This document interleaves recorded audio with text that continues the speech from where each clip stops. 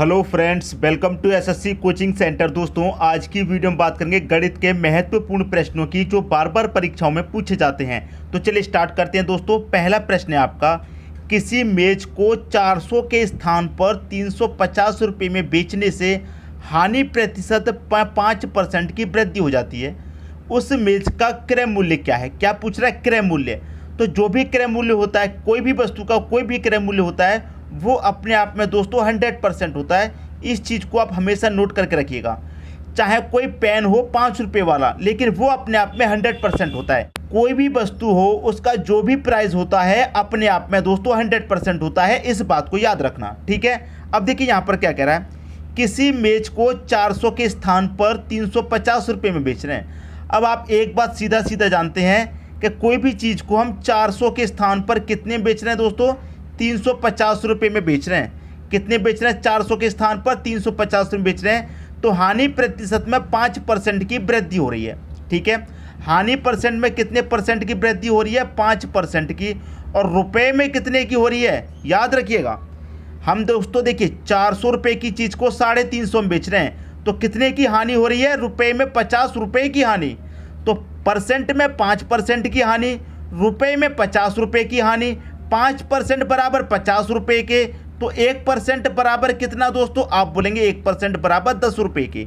जब 1% बराबर 10 रुपये के, तो आपसे पूछ रहा है क्रय मूल्य क्या है? क्रय मूल्य अपने आप में क्या होता है? 100%। 1% बराबर 10 रुपये, तो 100% बराबर कितना? तो 10 का मल्टीप्लाई आप 100 से कर देंगे। 10 गुने 100, बस 1 का मल्टीप्लाई 1 से करने पर आता है 1, 1 0 2 0 3 0 लगा दीजिए। 1000 रुपये आपके प्रश्न का सही आंसर है। वस्तु का क्रय मूल्य क्या है दोस्तों? मेज का क्रय मूल्य क्या है? 1000 रुपये है, और 1000 रुपये दे रखा है आपको डी ऑप्शन में। ये आपके प्रश्न का बिल्कुल सही आंसर हो जाएगा। तो मैं उम्मीद करता हूं दोस्तों सभी को प्रश्न बहुत अच्छे तरीके से समझ में आ गया होगा, किसी को भी प्रश्न में कोई डाउट नहीं होगा। अब देखेंगे अगला प्रश्न। अगला प्रश्न है, एक आदमी अपनी 2 महीनों की कमाई को 3 महीनों में खर्च करता है और साल में 1500 रुपये बचाता है, तो उसकी मासिक आय कितनी होगी? देखिए, कोई व्यक्ति है वो अपनी 2 महीनों की कमाई को कितने महीनों में खर्च करता है? 3 महीने में। भाई 2 महीने की कमाई को जब वो 3 महीनों में खर्च कर रहा है, तो इसका मतलब सीधा सीधा आपको समझ में आ रहा है कि वो 1 महीने की कमाई को बचा रहा है। 2 महीने की कमाई से ही वो क्या कर ले रहा है? 3 महीने का खर्चा चला ले रहा है, ठीक है। इतनी बात क्लियर है। अब ये तो महीने में है, तो मैं इसे क्या करूँगा? वर्ष में कन्वर्ट करूँगा। 2 महीने की कमाई से वो 3 महीने का खर्च चला रहा है, तो 3 से 12 पे पहुंचेंगे। कितने पे? 12 पे, क्योंकि एक वर्ष में 12 महीने होते हैं। तो 312 पे होने पर कितने का? 4 का गुना करना पड़ेगा। 3 चौके 12, कितने गुना पर? 4 गुना पर। तो ये भी कितने गुना पर होगा? ये भी 4 गुना पर, तो 2 चौके 8। तो इसका मतलब क्या है? 2 महीने की कमाई को वो 3 महीने में खर्च कर रहा है, तो इसका मतलब 8 महीने की कमाई को वो पूरे 12 महीने में खर्च करेगा। दोस्तों, जब 8 महीने की कमाई को वो 12 महीने में खर्च करेगा, तो बचाएगा कितने महीने की कमाई? 4 महीने की कमाई बचाएगा कि नहीं बचाएगा? महीने में कितने की कमाई बचाएगा? 4 महीने की। और रुपए में कितना बचा रहा है? 1500 रुपये बचा रहा है। तो 4 बराबर 1500, तो 1 बराबर दोस्तों कितना हो जाएगा? आप जानते हैं 1500 में क्या करेंगे? इस 4 से डिवाइड दे देंगे, ठीक है। अब मैं 4 से डिवाइड दूंगा, 15 में कितनी बार जाएगा? 4 त्रिका 12, ठीक है दोस्तों। 3 बचेगा 30, 4 सत्ते 28, 2 बचेगा 20, 4 पंजे 20। तो 1 बराबर कितना हो जाएगा? 375। आपसे पूछा क्या गया है? उसकी मासिक आय कितनी है? मासिक मतलब 1 महीने का। तो 1 महीने मतलब 1 बराबर कितना आया है? 375। तो इसका मतलब 1 महीने की आय 375 है, जो कि डी ऑप्शन में आपको दे रखा है। तो मैं उम्मीद करता हूं दोस्तों सभी को प्रश्न बहुत अच्छे से समझ में आ गया होगा, किसी को भी प्रश्न में कोई भी डाउट नहीं होना चाहिए। अब देखेंगे दोस्तों अगला प्रश्न। अगला प्रश्न है, कुछ आदमी किसी काम को 60 दिन में पूरा कर लेते हैं। यदि उस काम पर 8 आदमी और लगा दिए जाएं, तो वह काम 10 दिन पहले पूरा हो सकता है। बताइए कितने आदमी काम पर लगाए गए थे? बहुत अच्छा प्रश्न। यहाँ पर कह रहा है कुछ आदमी। आदमियों के बारे में आपको नहीं पता है कितने हैं, तो आप मान लीजिए कि एक्स आदमी। नहीं पता कितने आदमी हैं, तो आपने एक्स मान लिए। तो एक्स आदमी किसी काम को कितने दिन में पूरा करना है? 60 दिन में, ठीक है। फिर कह रहा है कि 8 आदमी और लगा दिए जाएं। पहले से कितने आदमी थे? एक्स। उसमें क्या कह रहा है 8 आदमी और लगा दिए जाए तो हम 8 आदमी और जोड़ दे रहे हैं इसमें। तो काम कितने दिन पहले, 10 दिन पहले पूरा हो सकता है। पहले काम हो रहा था 60 दिन में, 10 दिन पहले पूरा होगा तो 50 दिन में पूरा हो जाएगा। इतनी बात क्लियर है। अब देखिए 60 का x से मल्टीप्लाई होगा तो ये हो जाएगा 60x बराबर 50 का x से मल्टीप्लाई होगा तो ये हो जाएगा 50x, ठीक है। और 50 का 8 से मल्टीप्लाई होगा तो ये कितना हो जाएगा, 8 25 40 और एक ये 0 400। अब देखिए ये 50x इधर आएगा तो 60x में से माइनस हो जाएगा, 10x बचेगा बराबर कितना 400, ठीक है। अब देखिए इधर सॉल्व कर लेते हैं। अब देखिए कोई भी संख्या यहाँ पर मल्टीप्लाई में वो इधर आके बटे में हो जाती है, तो x बराबर 400 बटे में कितना 10 आ जाएगा ये वाला। तो मैं देखिए जहाँ कटाऊंगा तो 0 से 0 कटेगा तो x का मान कितना आ जाएगा आपका 40। तो x का मतलब ये क्या माना था हमने कि कितने आदमी, कुछ आदमी जो काम पर लगाए थे वही तो x माना था। तो कितने आदमी काम पर लगाए गए थे, प्रारंभ में 40 आदमी लगाए गए थे। बी ऑप्शन आपके क्वेश्चन का सही आंसर हो जाएगा। उम्मीद करता हूं दोस्तों सभी को सवाल बहुत ही अच्छे तरीके से समझ में आ गया होगा, किसी को भी प्रश्न में कोई भी डाउट नहीं होगा। ठीक है दोस्तों, अब देखेंगे अगला प्रश्न। अगला प्रश्न है, यदि दो संख्याओं का गुणनफल 1452 है, पहली संख्या दूसरी संख्या का 1/3 है, तो पहली संख्या क्या है। देखिए दो संख्याओं का गुणनफल कितना है, इतना। दो संख्याओं का, पहली संख्या और दूसरी संख्या का गुणनफल कितना है, 1452 है। यहाँ पर क्या कह रहा है, पहली संख्या दूसरी संख्या का 1/3 है। जो पहली संख्या होगी वो दूसरी का क्या होगी, 1/3। तो देखिए पहली संख्या आपकी x होगी तो दूसरी संख्या क्या हो जाएगी, 3x हो जाएगी।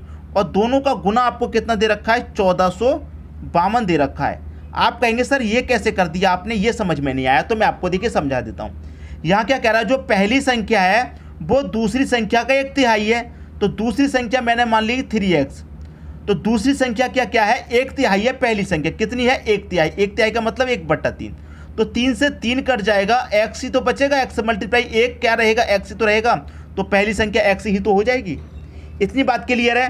तो दोनों का गुना दे रखा है तो क्या करेंगे, दोनों का गुना करेंगे। तो दोनों का गुना करेंगे तो क्या हो जाएगा, ये हो जाएगा 3x² बराबर में 1452। अब इधर क्या रहेगा, x² बराबर में कितना, 1452 बटे में कितना आ जाएगा, ये 3 यहाँ बटे में आ जाएगा। 3 से कटा दो इसको, 3 चौक के 12, ठीक है। 2 बचेगा 25, 3 अट्ठे 24, 1 बचेगा 12, 3 चौक के 12। तो ये x² बराबर कितना आ गया, ये आ गया 484। तो x² का मान नहीं निकालना, आपको x का निकालना है। x आपकी पहली संख्या है, ठीक है। तो देखिए x बराबर ये स्क्वायर जो दे रखा है ये बराबर के इधर आएगा तो 484 पर क्या लग जाएगा, रूट लग जाएगा। और देखिए 484 का स्क्वायर रूट जब आप फाइंड करेंगे तो कितना होता है आप जानते हैं, 22 होता है। तो x की वैल्यू कितनी आ गई, 22 आ गई। ठीक है दोस्तों, पहली संख्या पूछ रहा था, पहली संख्या मतलब x पूछ रहा था, तो कितना हो गया, x 22 हो जाएगा। और 22 कहाँ दे रखा है, आपके डी ऑप्शन में दे रखा है। उम्मीद करता हूं प्रश्न आप सभी को बहुत ही अच्छे तरीके से समझ में आ गया होगा, किसी को भी प्रश्न में कोई भी डाउट नहीं होगा। अब देखेंगे अगला प्रश्न। अगला प्रश्न है, एक कार्य को पूरा करने में अभिषेक अनुभव से 6 दिन कम समय लेता है। यदि दोनों उस कार्य को 4 दिन में पूरा करते हैं तो अनुभव अकेला उस कार्य को कितने दिन में करेगा। आपके पास दो व्यक्ति हैं दोस्तों। पहला व्यक्ति है अभिषेक, पहला जो व्यक्ति है वो अभिषेक है और दूसरा व्यक्ति है अनुभव, ठीक है, अनुभव। यहाँ पर ये कहा गया है जो अभिषेक है वो अनुभव से 6 दिन कम समय लेता है। अभिषेक अनुभव से 6 दिन कम। अगर अनुभव 10 दिन लेगा तो अभिषेक कितना दिन लेगा, 4 दिन लेगा, क्योंकि 6 दिन कम लेगा। इतनी बात समझ में आई। तो इसके लिए जो करने का सही तरीका है वो क्या है, एक्स वाई बटे में एक्स प्लस वाई, ठीक है, दोनों को जोड़ करके। अब देखिए सॉल्व करूंगा जब मैं इसको, x कितना है दोस्तों आपका, पहली वाली 4 हो जाएगी वैल्यू x, दूसरा क्या है y 10 हो जाएगा, बटे में दोनों को जोड़ देंगे कितना आ जाएगा 14। अब ये कितना हो जाएगा, 4 का 10 से करूंगा 40 बटे में कितना 14, 14 से ये कटेगा, पूरा पूरा नहीं कटेगा। तो ये वाली वैल्यू हमको नहीं लेनी। और दूसरी वैल्यू कौन सी हो सकती है उसे लेके देखिए। अनुभव अगर किसी काम को 12 दिन में कर रहा है तो अभी से कितने में करेगा, 6 दिन में करेगा, क्योंकि 6 दिन कम समय ले रहा है। तो इसी फॉर्मूले में रखिए, x आपका कितना हो जाएगा, x आपका 6, y कितना हो जाएगा 12 बटे में दोनों को जोड़ दीजिए 18। अगर से कटाइए 6 त्रिका 18, 3 चौके 12, 4 बार में कट गया कि नहीं कट गया। तो दोनों मिलकर के किसी काम को कितने दिन में कर रहे थे, 4 दिन में तो कर रहे थे। तो यहाँ पर दोनों मिलकर किसी काम को कितने में कर रहे हैं, 4 दिन में तो कर रहे हैं। तो इसका मतलब अनुभव अकेला उस कार्य को कितने दिन में करेगा दोस्तों, 12 दिन में करेगा। बी ऑप्शन में दे रखा है 12 दिन, ये आपके प्रश्न का सही आंसर हो जाएगा। जो कंडीशन दी गई है प्रश्न में अगर वो फॉलो नहीं हो पाई तो सवाल गलत हो जाएगा।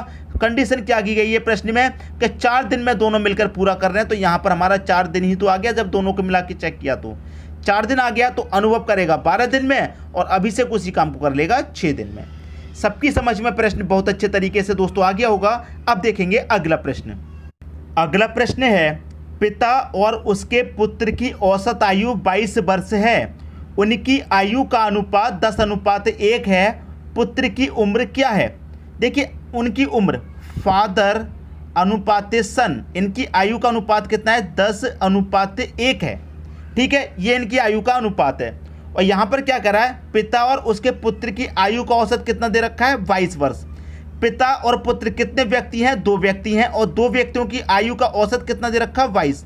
ये आपको औसत है और आप बहुत अच्छे से जानते हैं अगर संख्या का मल्टीप्लाई औसत से करेंगे तो योग पता चलेगा। तो 22 दूनी कितना, 44। 44 क्या हो गया, आपको दोनों का योग मालूम हो गया। जब आपको पास योग है तो क्या करेंगे, अनुपातों का भी योग करेंगे। तो 10 और 1 कितना हो जाएगा, 11। तो इस योग में इस योग से डिवाइड दे दीजिए, 11 चौके 44, 4 बार में जाएगा। पूछ क्या रहा है कि पुत्र की उम्र क्या है, तो 4 का मल्टीप्लाई पुत्र का जो रेशियो उसमें कर दीजिए। सन का रेशियो कितना, 1, तो 4 का मल्टीप्लाई 1 में करेंगे 4। तो पुत्र की आयु कितनी है, 4 वर्ष है। किस ऑप्शन में दे रखा है, 4, डी ऑप्शन में दे रखा है। अगर पिता का पूछ ले तो 4 का मल्टीप्लाई 10 से कर दो, कितना, 40। पिता की उम्र कितनी हो जाएगी, 40 वर्ष हो जाएगी।